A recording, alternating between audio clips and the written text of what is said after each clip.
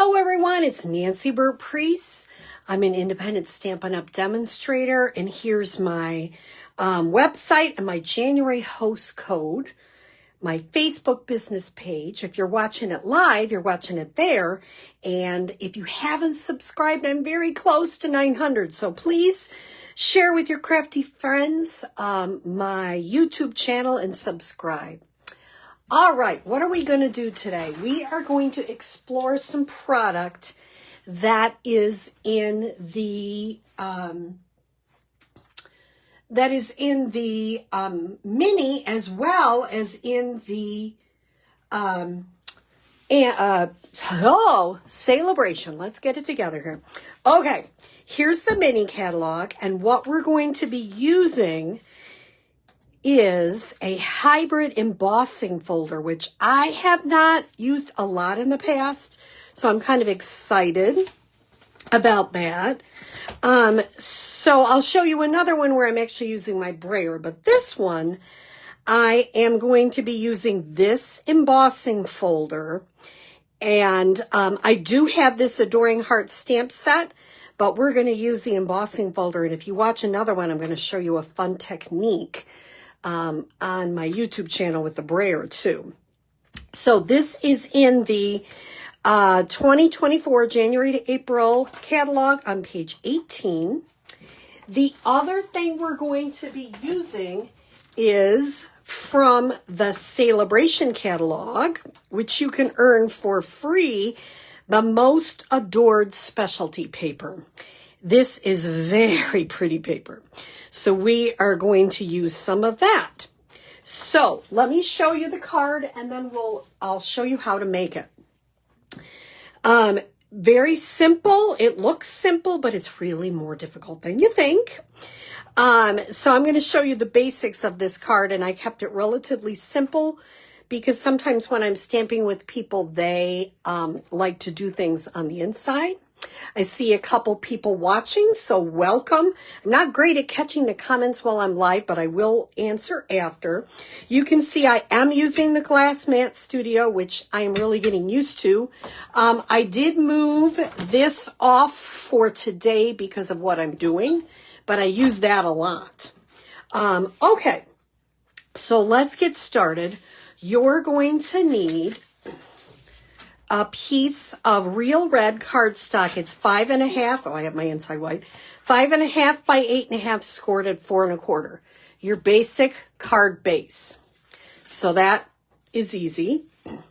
I have some of that specialty paper, and I've got it cut at 4 by 5.5. So if you notice, it goes all the way to the bottom. That's unusual. I usually have a little bit on the bottom, but I don't this time. Then I have a piece of white that is also 4 by 5.5. I'm going to make sure I drop some pieces out. Yep, 4 by 5.5. Then I have a little bit of this for the inside. I have an inside white, which is your regular 4 by 5 1/4. And then I have a strip which I pre-stamped, and I just take, when I'm cutting my cardstock, especially my white, if I have like extra left, I keep it, I put it in a little container, and then I use it for things like this today, which is going to be this little strip. Okay, so let's show you how we do the trickiest part, which I think is really fun. So what I'm going to do is I am going to be embossing and cutting at the same time. And you can see I use my things well. They have yuck all over them. And here is, this is how I'm going to do it. I'll show you another video where I'm using these, which is awfully fun too. So there's so much you can do with this set. I love it. What I'm going to do is I'm going to take my embossing folder with the Stampin' Up! Logo. I am going to put my dies in, so you can see this is the cutting. It's raised up. They are not like perfect in there, but they kind of click in. You can feel where they're settled in there. There they are. They settled in there. And then I'm going to pick one side or the other. I can't do all 6 because I don't have as big a paper. I'm going to shut it and make sure. Oh, I don't like it. I'm gonna open it up again. I'm going to put the paper on first. Sometimes I do that. And then I'm going to put the, see if I can get it this way. You know, when you do it the first time by yourself and you're not on live camera, it works just perfectly. Let's see if I can do it this way and if it'll settle. I'll just move it in just a smidge. Oops. See, I'm on camera. It's not working. It will though. It will. Welcome to Stamping with Nancy.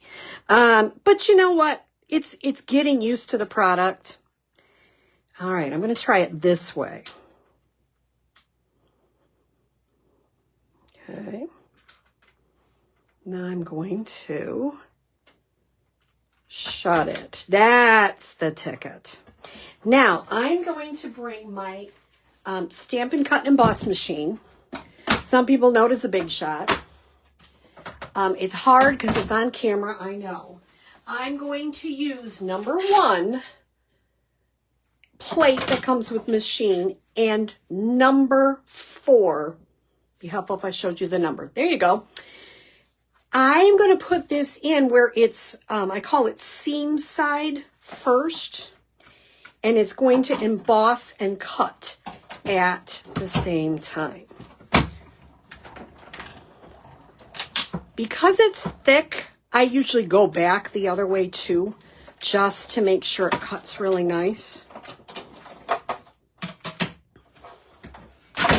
I'm going to take this. And the cool thing about this is now I have these hearts. Look at how they just pop out. I love that part. I can use these on another project, which I am definitely going to do. I've seen people take blends or whatever kind of marker and color them. So I can use these for another project. Now, I have this. Now, I don't like that there's a teeny tiny little cut. So you can't see it here, but I have my cutting machine or my trimmer right here, and I'm going to just cut a teeny smidge off. And it looks really cool, doesn't it? That was the hardest part, and I love it. It cut the hearts and it embossed at the same time. This is just a really fun set. So now what I'm going to do is I am going to adhere with my Stamp and Seal. I'm going to adhere this right to the front. And remember, it goes all the way from the top to the bottom. So if you know, if it's not exact, if you need to trim a little off, that's okay. Like I say, I'm trying not to get my head in there. Okay. Now what I'm going to do is I'm going to take both mini and regular dimensionals, and I'm going to dimensional this up the yin-yang. I'm going to put so many dimensionals on there you can't even imagine, because you want it to hold. So I'm going to, in the big parts, I'm going to put the thick ones to really hold this on. Right there. Then, I could probably put another one, but I'll use the little minis on the corners because you really want the corners to hold too. Oops, that one got all balled up.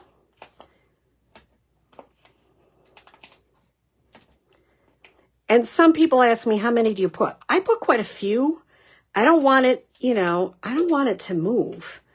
So if I were you, I would put quite a few on there. How many do I have? 3, 6, 9, 12. Seems like an awful lot, but you want it to last. I always say I'd rather, you know, use more of the dimensionals and different things.